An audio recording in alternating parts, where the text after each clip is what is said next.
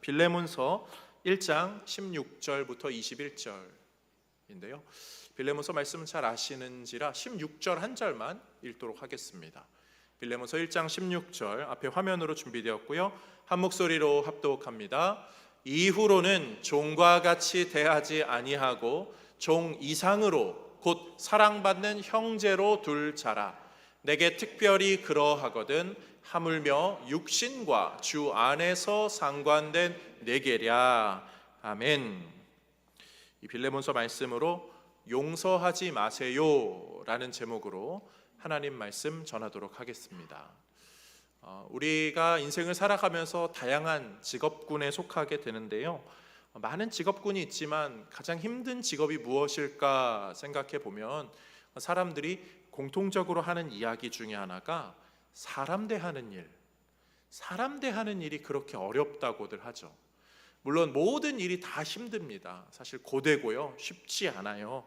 그런데 농사와 같은 것들, 자연 만물을 관리하고 재배하고 그런 것들은 나름대로 그렇게 마음이 수고한 대로 돌아오는 부분이 있기 때문에 조금은 마음이 편해지고 유해지는 면이 있다고들 하죠. 또 어떠한 그런 물건을 단순하게 만들고 반복하는 일은 몸이 좀 고되고 그게 좀 정신적으로 너무 똑같은 걸 하느라 힘들긴 하지만 사람 때문에 치이지 않아서 오히려 할만하다 이렇게 말하는 분들도 있어요.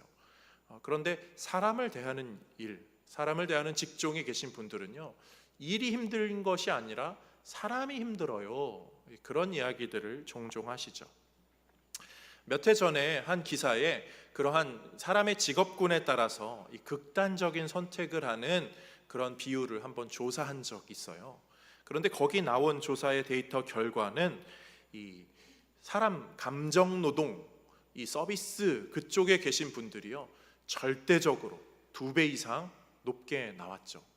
극단적인 선택을 그분들이 더 많이 했다는 단순한 지표가 모든 걸 다 대변할 수는 없지만 적어도 사람 관계 속에서 느끼는 스트레스가 참 우리에게는 크고 어려운 문제다는 것은 공감할 수 있습니다.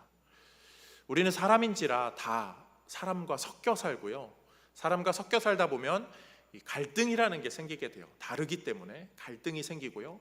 그 갈등 관계 속에서 또 이해하고 배려하고 품어주고 또 그러면서 용서의 감정을 한 번쯤은 지나가게 되죠. 그런데 이 용서가 좀 어려워요. 작은 건 그냥 이렇게 할 수 있는데요, 큰 용서는 잘 안 돼요. 크게 상처받고 크게 뭔가 응어리진 것은요, 여간해선 풀어지지 않습니다. 그리고 풀어진 것 같은데 나 그거 다 해결된 것 같은데 어느 순간 감정의 트리거가 한번 탁 하게 되면 다시 확 올라오죠. 그러면서 나 여전히 그게 해결이 안 됐구나, 오징어 먹물 쫙 퍼져가듯이 내 안에 쫙 퍼져가는 그 감정을 보면서 자기 자신 때문에 또 더 스트레스 받게 되는 것, 그것이 우리 용서에 관련된 우리의 모습입니다. 용서는 우리 인생의 숙제예요. 우리 모두가 가진 숙제입니다. 그런데 오늘 본문이 이 빌레몬서예요. 이 빌레몬서는 이 한 장이거든요. 한 장, 성경 한 장 살짝 넘기면 돼서 읽는데 너무나 부담 없는 성경이죠. 그런데 그 내용을 보면 이 용서에 관련된 거인지라 참 무거운 한 장이에요. 잘 넘기기가 쉽지 않습니다. 다들 아시겠지만 그래도 빌레몬서의 내용을 조금은 제가 요약해서 말씀드리면, 이 초대교회에 빌레몬이라는 사람이 있었어요. 굉장히 헌신적이고 충성된 사람이어서 이 교회 공동체에 자신의 집을 제공하고 거기서 예배드리게 하는 능력도 있고 부요한 사람이었죠. 그런데 그에게는 종이 있었는데 그 종 오네시모라는 사람이 어느 날 도망을 갑니다. 주인에게 손해를 끼치고 도망을 가게 돼요.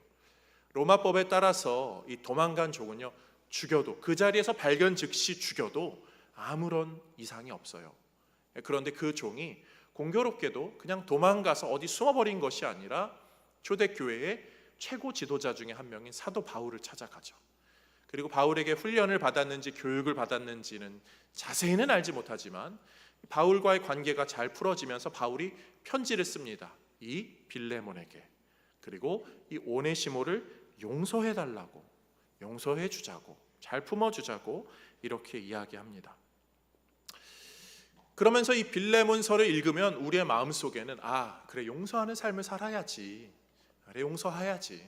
그래, 성경이 우리에게 가르치니까 용서해야지 라고 마음 먹게 되는데요, 그렇다고 우리가 정말 용서를 실제로 할 수 있나요? 그렇게 잘 안 되더라고요. 또 그리고 이게 전문 상담사들도요, 몇 주, 몇 년에 걸쳐서 이 용서의 감정 하나, 그 사람의 문제를 해결하기 위해서 시간을 엄청 들이는데, 제가 고작 요 한 30분 남짓한 요 시간에 사랑하는 성도님들 용서하시기 바랍니다, 이렇게 한다고 우리가 용서가 다 된다면 그건 좀 이상한 거잖아요. 사실 용서는 그렇게 안 되거든요. 그래서 저는 오늘 본문이 사실 좀 어려웠어요.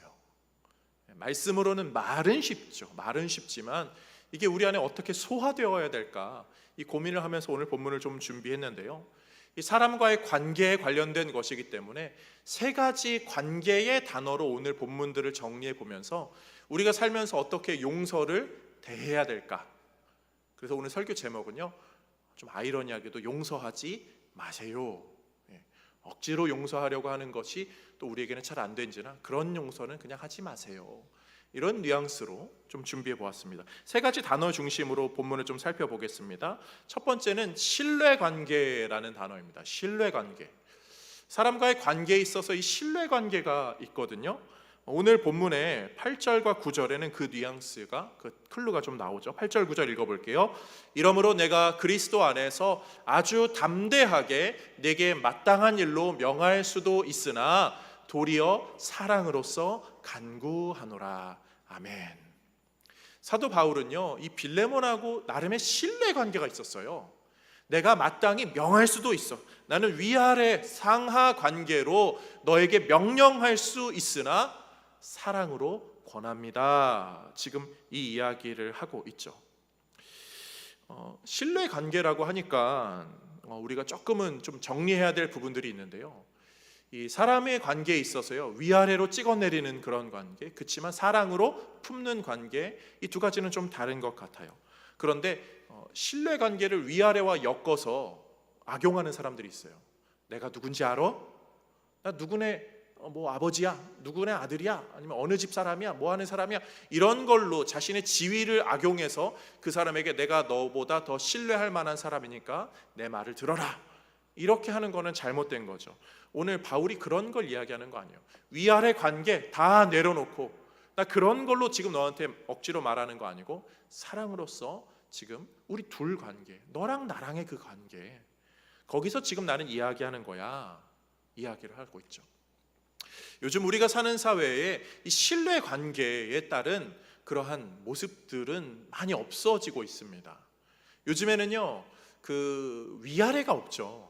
사람들이요, 너는 너, 나는 나, 너도 인격적 존재, 나도 인격적 존재, 그래서 너가 나한테 반말해, 나도 너한테 반말해, 이게 돼서 약간 나이가 지긋한 분들이 어이 젊은이, 담배를 태웠으면 꽁초는 그렇게 버리지 말고 주워 가게나, 이렇게 하면은 아주 극단적인 예를 저는 얘기하는 겁니다.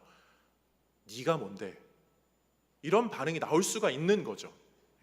물론 다 그렇지는 않습니다. 그런데 그런 반응이 나올 수가 있어요.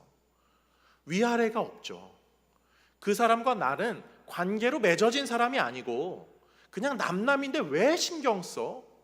그러면서 예의도 없고요, 배려도 없고, 뭔가 좀 뭐랄까요, 설교 중에 이런 말 해도 되는지 모르겠지만 싸가지가 없는 그런 상황들이 벌어지셔서 마음이 좀 아픕니다. 그런데 그런 문제를 해결하는 것은요, 억지로 권위로 찍어 누른다고 결코 되지 않아요. 너 몇 살인데? 이놈의 자식이, 이 젊은 놈이 지금 그 권위로 찍어 누른다고 문제가 해결이 되나요?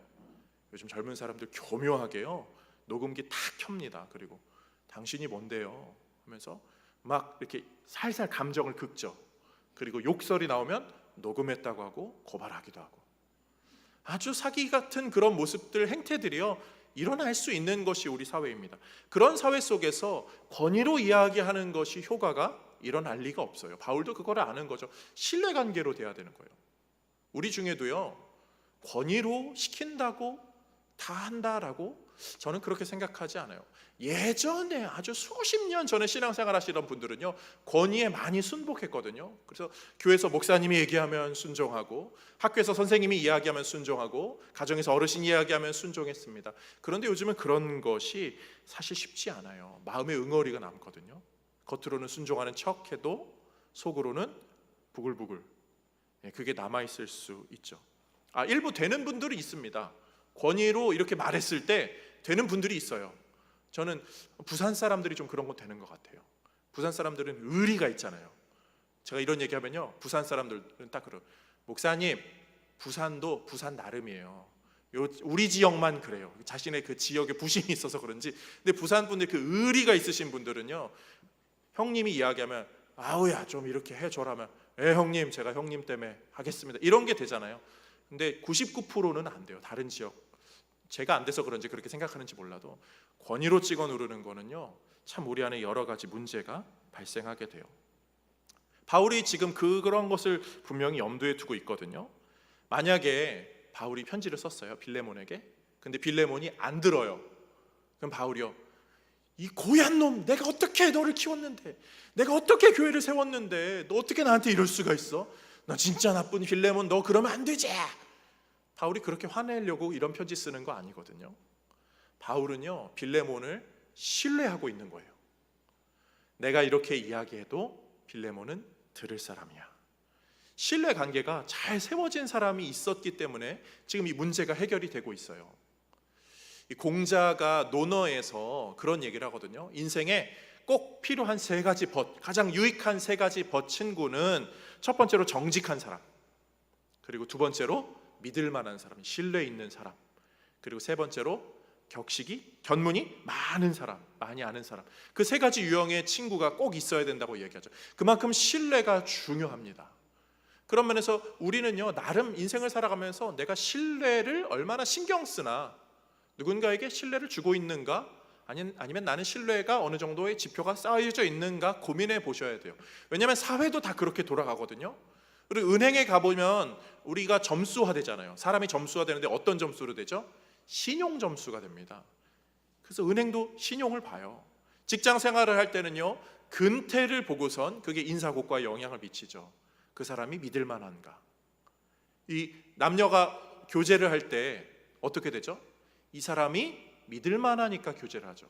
그리고 내가 말하면 바뀌어지고, 그리고 나를 존중해 주니까 그런 신뢰 관계로 관계가 맺어집니다. 그런데 그게 깨져요. 이 사람이 내가 말해도 듣지 않아요. 한두 번 했는데 안 바뀌어요. 계속 안 바뀌어요. 그러면 이 사람은 나를 존중하지 않아? 이 사람은 나를 신뢰하지 않아? 나는 이 사람한테 별로 신뢰 관계가 맺어지지 않았어. 우리 그만합시다. 이런 관계가 되는 거잖아요. 일반 사회에서도 신뢰는 너무나 중요하고요. 신앙생활에서도 신뢰는 너무 중요하죠. 말할 필요도 없죠. 우리 신앙생활의 신자 자체가 믿을 신자잖아요. 믿음, 신앙에 관련된, 신뢰에 관련된 거고요.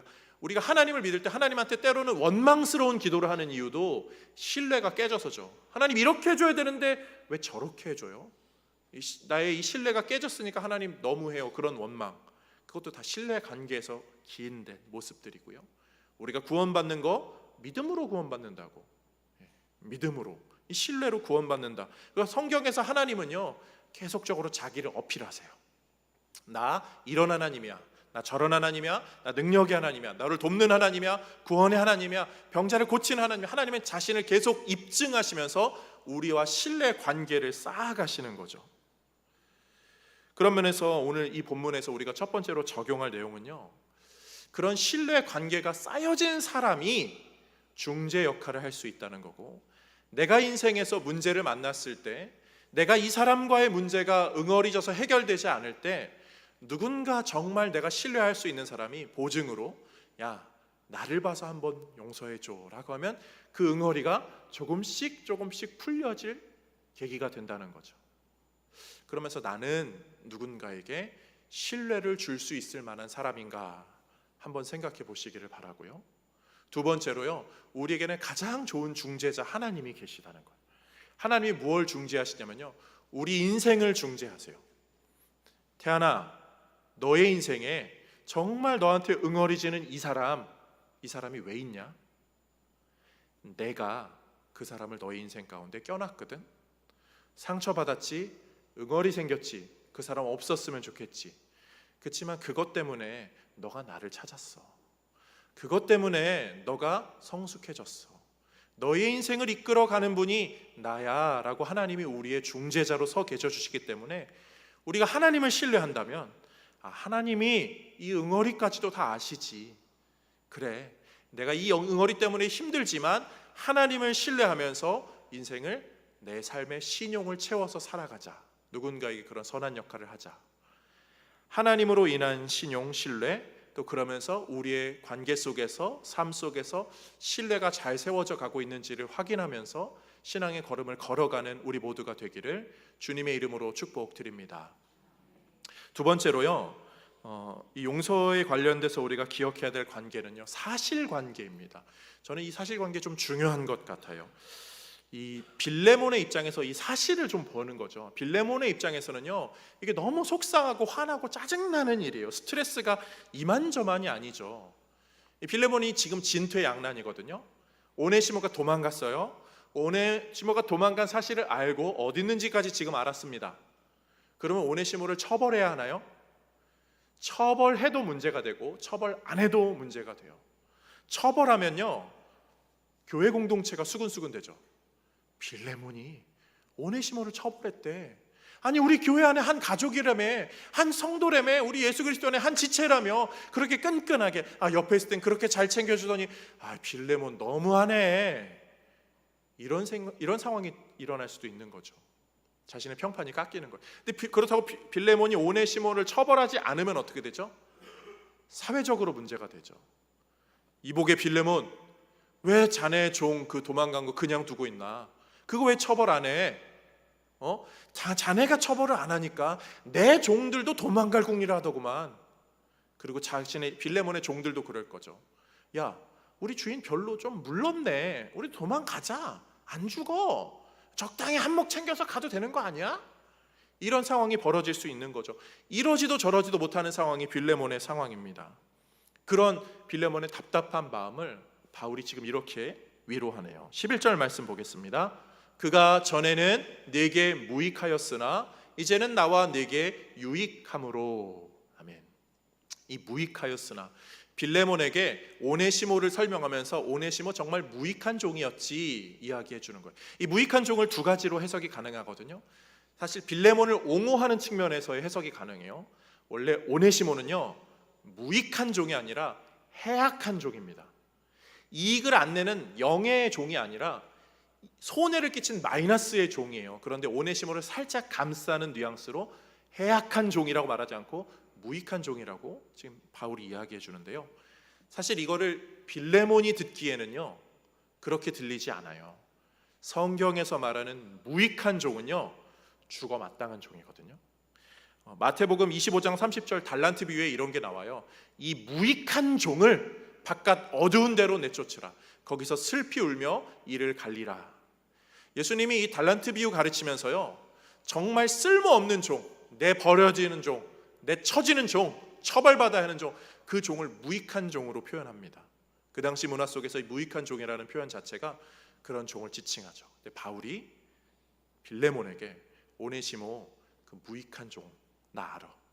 오네시모 정말 쓸모없는 종, 너한테 해악을 끼치고 정말 버려 마땅한 그런 종이잖아. 그 말, 그 사실관계를 바울이 찝어주면서 빌레몬의 마음을 위로해주고 있습니다. 사랑하는 성도님들, 문제가 생겼어요. 막 화가 납니다. 누가 나한테 잘못했어요. 그때 필요한 거는요, 정의 구현이 아니에요.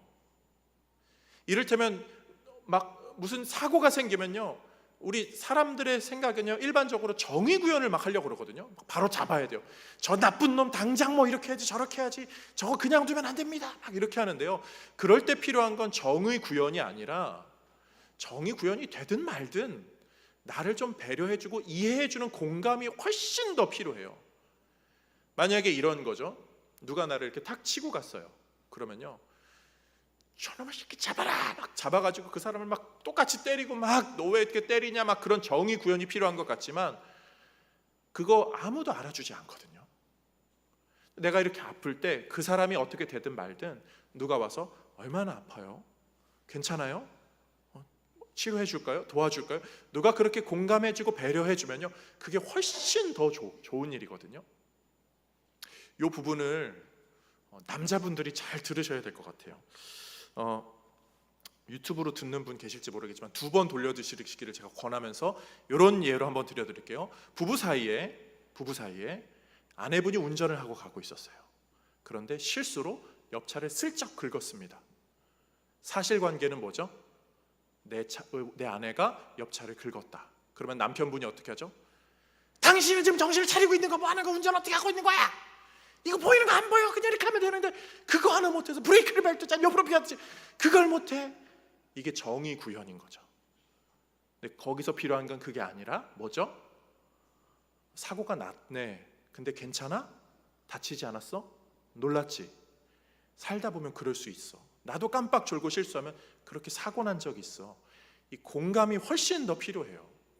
어차피 차는 고쳐야 되고 어차피 그냥 일은 해결해야 되는데, 여기서 필요한 거는 그거를 뭘 잘못했느냐 시시콜콜 따지는 것, 그게 필요한 게 아니라 공감이 필요하다고요.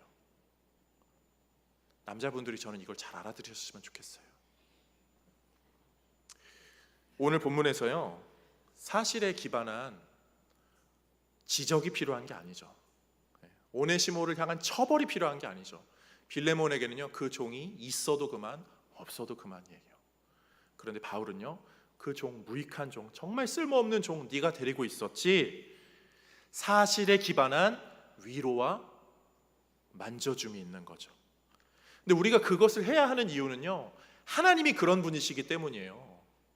하나님은요, 우리가 잘못한 거를 시시콜콜 따지면서 사실관계 쫙 펼쳐서 너 이거 잘못해서 저거 잘못해서 너 3일 전에 기억 못하는 그것도 네가 잘못한 거야. 하나님 우리를 그렇게 혼내는 분 아니세요. 우리의 수많은 죄악들을 뒤로 하고요, 현재의 모습을 보면서 그래도 너가 믿음으로 나아오고 있구나, 너가 하나님 나라를 향해 가고 있구나, 사실관계를 기반으로 현재를 이해해주고 앞으로의 소망으로 이끌어주는 모습, 그게 하나님이 우리를 대하시는 모습이죠. 그런데 우리는요, 일상을 살아가면서 주로 너 이거 잘못해서 저거 잘못해서 네가 이래서 그래 저래서 그래, 그것만 시시콜콜 따지고 있다는 것, 그게 우리가 가진 약점이에요. 그래서 오늘 암송 구절이요, 고린도후서 5장 17절, 그런즉 누구든지 그리스도 안에 있으면 새로운 피조물이라, 이전 것은 지나갔으니 보라 새 것이 되었도다. 하나님은 이 사실 기반 다, 사실관계 다 아시는 분이, 가장 잘 아시는 분이 하나님은 현재만 보시고 미래를 오히려 봐주신다는 거예요. 저는 이것이 우리에게 참 필요한 것 같아요. 내가 미운 사람, 응어리진 사람, 나한테 과거에 그런 짓 했던 사람, 참 용서가 안 돼서 그런 것 때문에 우리가 마음에 굉장히 힘들어 하는데요, 계속 그 과거에 그것만, 그 사실만 지켜보고 있으면 병나는 건 우리입니다. 때로는 그냥 지켜보고요, 앞을 더 봐야 돼요. 제가 예전에 전도사 사역할 때 그런 경험이 있었거든요. 좀 큰 교회에 여러 분의 전도사님들이 계셨어요. 근데 전도사님 중에 한 분이 교회를 안 나오는 거예요. 어느 순간. 아니, 전도사인데 교회에서 이렇게 부름 받았고 세워졌으면 부서도 맡고 있고 그러면 사역을 매주 나와서 해야 되잖아요. 근데 출근을 안 하는 거예요. 무슨 일이 생겼나? 그 다음 주가 됐는데 안 나와요. 3주, 4주가 됐는데도 안 나와요. 그리고 들려오는 소식, 연락해도 연락이 안 되는 거죠. 들려오는 소식, 그 전도사님이 사임했다더라. 그런데 그 사임을요, 어머니가 전화를 해서, 어머니가 교회에서 우리 아들 이제 그 교회 안 나갈 거예요, 사임이에요, 이렇게 연락을 한 거예요. 이 말도 안 되는 그런 일이 실제로 제가 있을 때 벌어졌거든요. 그러면은 같은 전도사들이 그 누가 빵꾸 낸 거 메꾸느라 힘들어지죠. 그리고 그 교회에서 전도사에 대한 평판이 쫙 내려가요. 열심히 해왔던 전도사님들의 모습이 성도님들에게는 이제 이렇게 되는 거죠. 요즘 전도사님들은 좀 달라, 옛날 같지 않은가 봐, 이렇게 되는 거죠. 얼마나 그분이 밉던지요. 진짜 그분이 정말 너무 속상하게 미웠어요. 뭐 사석에서 제 개인적으로 그 끼가 전도사 맞아? 무슨 신학생 맞아? 막 속으로 막 그러고 있었죠. 그런데 어느 날 몇 년이 지나서 기독교 방송에 그분이 나오는 거예요. SNS, 유튜브 막 그 유명한 무슨 특별한 사역에 그분이 탁 나오는 거예요. 이름 탁 걸치고 생글생글 웃는 모습으로. 한 대 때려주고 싶을 정도로. 너 때문에 내가 얼마나 고생했는데. 그리고 나서 아는 사람들한테 다 연락해서 너 그 방송에 나온 그 사람 봤어? 그 목사님 봤어? 그 목사 아니야? 막 삐리리야 막 하면서 막 그런 얘기 막 하고 싶은 거죠. 그렇게 해야 제가 속이 시원해서 이 이야기를 오늘 설교 가운데 해야지 하면 전 진짜 나쁜 놈이고요. 근데 제가 그분을 지금은 안 그러겠지. 지금은 과거에 그런 사실들이 있었지만 지금은 안 그러겠지 하면서 그분을 그냥 마음으로 응원합니다. 그리고 그분이 지금 나와서 이런저런 얘기 들리면 아무 말 안 해요. 예전에 그런 사람이었어. 그런 소리 안 합니다. 하나님이 우리를 대하시는 방법이 그런 거잖아요. 사실관계에 거기에 너무 함몰되는 것이 아니라 지금의 모습 그리고 앞으로의 모습을 기대하면서 더 밀어주는 것. 사랑하는 성도님들, 문제 해결은요 송곳으로 찌르는 것만 답이 아닙니다. 때로는 그냥 덮어주고 이해해주고 기다려주는 것, 사실관계 기반으로 공감해주고 위로해주는 것, 그것이 우리가 오히려 더 가져야 될 성숙한 모습이죠. 얼굴에 뾰루지 날 때 어떻게 해야 되죠? 짜면 되나요? 그대로 냅두라고 하잖아요. 의사 선생님들이. 참 맞는 말인 것 같아요. 저도 우리가 그렇게 살기를 원합니다. 문제 생겼다고, 정의 구현해야 된다고, 꼭 거기 구멍 내야 된다고, 내가 그거 들쑤시고 그 사람한테 꼭 그 얘기하고 너 그거 나한테 잘못했어, 그렇게 얘기하는 것 굳이 우리에게 필요하지 않은 것임을, 오히려 이 마음을 하나님께서 만져주시기를 기다리면서 기대하면서 하나님의 일하심 따라서 한 걸음 한 걸음 미래로 더 현재의 모습에서 더 긍정적인 방향으로 이겨나가는 우리 모두가 되기를 주님의 이름으로 축복드립니다. 마지막 세 번째로요, 우리가 용서를 생각할 때 꼭 기억해야 될 관계가 혈연관계예요. 혈연관계. 뚱딴지 같게 혈연관계냐 하지만 10절 말씀이 이렇게 말합니다. 갇힌 중에서 낳은 아들 오네시모를 위하여 네게 간구하노라. 아들이라고 바울이 이야기하네요. 바울에게 아들이 누구죠?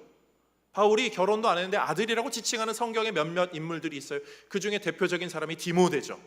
자신의 후배, 너무나 귀한 디모데. 그리고 지난주에 우리가 말씀으로 나눴던 평신도 중에 정말 굉장히 모범이 되는 디도, 그 사람도 아들이라고 부르잖아요. 그런데 오늘 빌레몬서에 나오는 오네시모요, 앞에 두 사람은 좀 아들다워요. 괜찮아요. 모범적이에요. 아주 귀해요. 그런데 오네시모를 아들이라고 말하다니요. 빌레몬의 입장에서는 그런 거죠. 나도 아들이란 얘기 못 들었는데, 나도 바울한테 그런 얘기 한 번도 듣지 못했는데 어떻게 오네시모한테 그렇게 아들이라고 말할 수가 있어? 저 무익한 종, 저 더러운 종, 저 치사한 종, 저 사기꾼 같은 종, 도망간 종, 나 배신한 종, 나 상처낸 종, 뒤에서 나 험담한 종, 뭔가 문제 아주 그냥 저 속이 뱀같이 아주 드글드글 그런 종, 주인을 미워하는 종, 주인을 사랑하지도 않고 주인에게 멀리 떠난 종, 그런 종에게 어떻게 아들이라고 할 수 있어?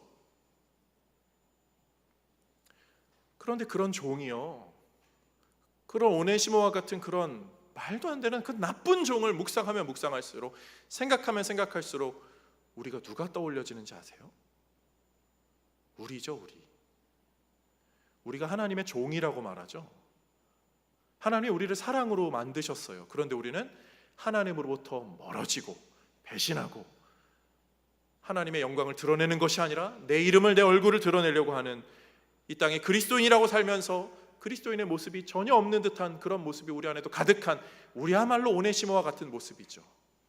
그래서 이 빌레몬서를 묵상하면 할수록요, 복음에 비춰진 우리의 모습이 오네시모라는 것을 발견하게 돼요. 제가 만약에 빌레몬이었으면요, 이 편지를 그냥 찢어버렸을 것 같아요. 저한테 그렇게 큰 상처 주고 큰 손해 주고 재산의 일부를 뭉텅 가져간 사람, 뭔가 뒤에서 뭐 구린 거를 막 다 해놓은 사람이 용서해달라고 이렇게 편지가 한 통 딱 왔으면요, 그냥 찢어버렸을 것 같아요. 지금 뭐 하는 짓인지, 내 밤을 알기나 하나 이러면서. 근데 이 편지가요, 찢어졌나요? 다 없어졌나요? 아니요. 초대교회에도 여러 교회에 돌려져서 읽혀졌고요, 지금 우리에게까지 전달되고 있습니다. 그 말인즉슨 뭐예요? 빌레몬이 이 편지를 받고 용서해줬다는 거죠. 빌레몬은요, 이 오네시모에 대한 그 괘씸함이 올라오면 올라올수록 그 속에서 하나님을 떠난 우리, 하나님으로부터 배신했던 그 우리의 모습이 똑 닮은 오네시모의 모습임을 발견하게 되는 그 복음의 효과를 그는 경험했던 거예요. 그래서 복음으로 용서할 수 있었던 그 모습이 성경으로 우리에게 전달된 거죠. 그런 면에서 사랑하는 성도님들, 우리가 신앙생활을 하고 있다면, 수십 년을 신앙생활을 하고 있는데 내 안에 여전히 용서되지 않고 있는 그 사람이 누군가, 그 응어리가 존재하고 있다면 나는 복음으로 변화되지 못하고 있는 영역이 있다는 거예요. 복음이 바꾸는데 복음을 뛰쳐내고 복음을 자꾸 튕겨내는 내 모습이 우리 안에 있다는 거죠. 그런 면에서 먼저 소망하기는 우리 모든 성도님들이 이곳에서 신앙생활하면서 주의 말씀으로 도전받고, 주의 말씀이, 복음의 역사가 나를 자꾸 주무르고 나를 자꾸 빚어갈 때 그것을 튕겨내는 것이 아니라, 주님 제가 따라가겠습니다, 순종하겠습니다, 바뀌어지겠습니다, 때로는 눈물로 무릎으로 순응할 수 있는 우리 모든 성도님들이 다 되시기를 주님의 이름으로 축복드립니다. 그런데 저는 아멘이 안 나오더라고요. 문제가 거기에 있어요. 저도 예전에 이 본문 설교할 때는요, 그렇게 용서합시다 하면은 아멘 하고선 나도 용서해야지 라고 하는데 저는 용서가 안 되는 거예요. 이게 목사의 현실인 거죠. 저도 사람인지라. 오늘 본문을 보는데 더 화가 나는 지점이 하나 있었거든요. 16절 말씀 보겠습니다. 이후로는 종과 같이 대하지 아니하고 종 이상으로 곧 사랑받는 형제로 둘 자라. 내게 특별히 그러하거든 하물며 육신과 주 안에서 상관된 내게랴. 그냥 남남으로 그냥 서로 얼굴 안 보고 그냥 뭐 적당히는 해줄 수 있을 것 같은데, 지금 바울이 요구하는 거는요, 사랑받는 형제로 이전보다 더 잘해주라고 하는 거예요. 이거 너무 가혹한 거 아니에요? 제가 이 부분 때문에 설교 원고를요 작성을 못 하겠더라고요. 제 안에서도 이런 해결되지 않은 응어리가 있을 터인데 이거를 뭐 하자고 성도님들에게 어떻게 이야기를 하지? 어떻게 원수를요 가족처럼 대해줍니까? 오늘 여기 지금 민승 형제와 선희 자매가 아주 집중해서 예배를 드리고 있는데요, 서로 사랑해서 결혼을 하잖아요. 둘이 제가 연결해 줬어요. 우리 선희 자매가 제가 군대에 있을 때, 제가 군종병 할 때, 제가 저희 그 군종병 할 때 그 교회에 학생으로 전도돼서 왔거든요. 군인 자녀가 아닌데 제가 군 자녀 교회에 있는데 전도돼서 왔는데 그 연결이 돼가지고 민승 형제와 이렇게 연결해 줬는데, 뭐 저는 연결만 해서 연락처만 줬는데 지들이 알아서 이렇게 잘 결혼한 거죠. 제 능력은 아니고요. 근데 어쨌든 사람 일은 모르는지라. 근데 너무 보기 좋고요. 사랑하는 사람을 가족으로 맞이하는 건 너무 행복한 일이에요. 그리고 그 사랑 안에서 가족이 단단해지는 거 너무 행복한 일이죠. 그런데 만약에 사랑하지 않는 사람을 가족으로 맞이해드리는 거는요, 얼마나 힘든 일인가요? 그런 경험들이 있는 분들이 있을 수도 있지만 생각만 해도 아찔하죠. 그런 한 사람이 가족 안에 들어오면요, 가족 전체가 소갈이를 해요. 그런데 지금 바울은 지금 그걸 얘기하고 있어요. 오네시모를 가족보다, 형제처럼 더, 이전보다 훨씬 더 잘 대해주라고요.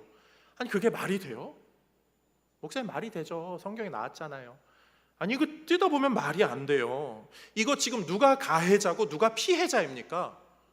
가해자가 오네시모예요.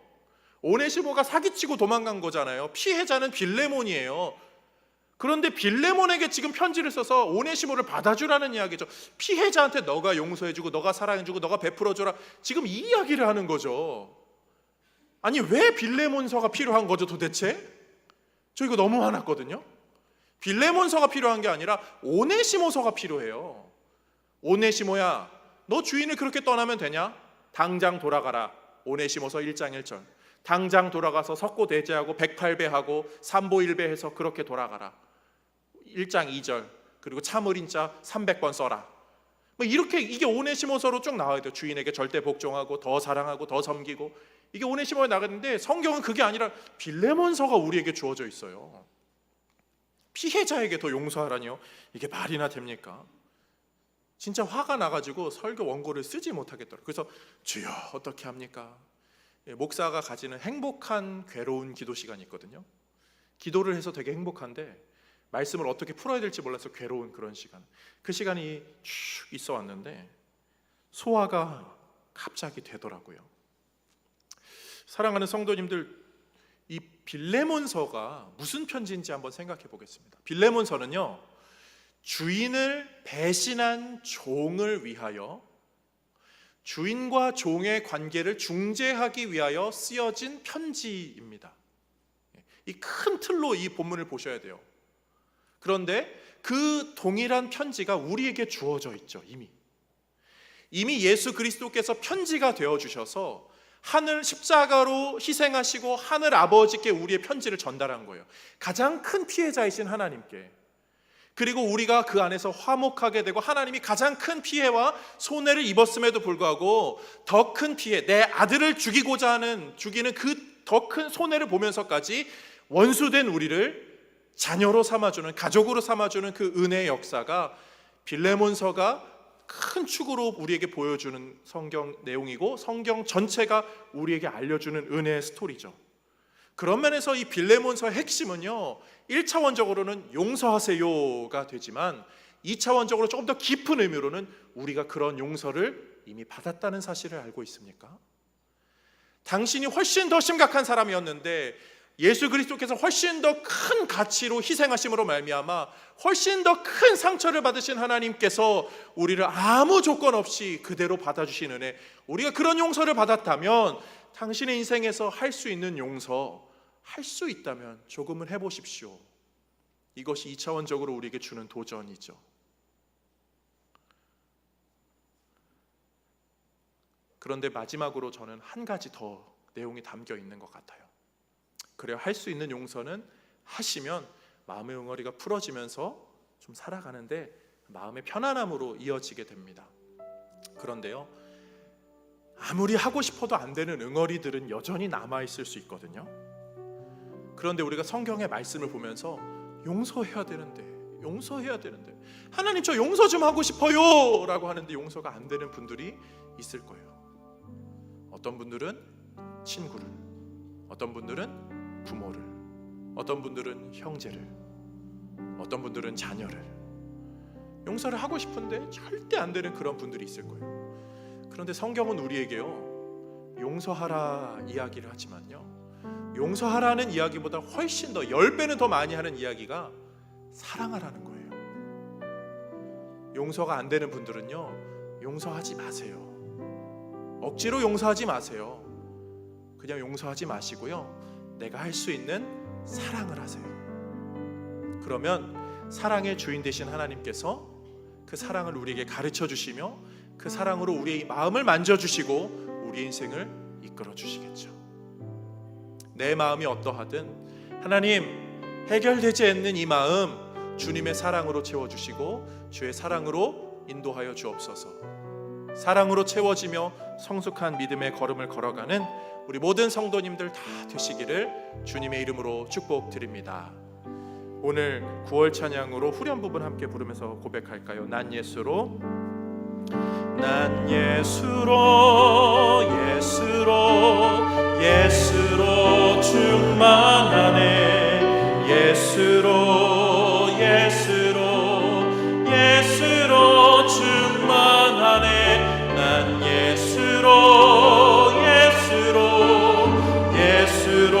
충만하네. 영원한 왕 내 안에 살아계시네. 난 예수로